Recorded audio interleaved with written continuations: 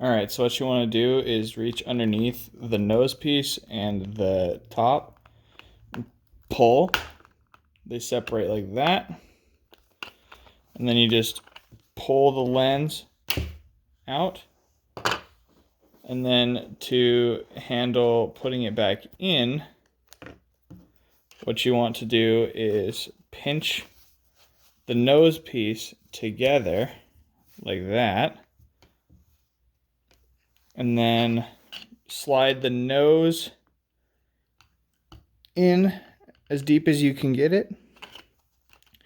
And then work your way around the edge, getting each corner, and in the middle, next corner, working your way around to get it in as best you can.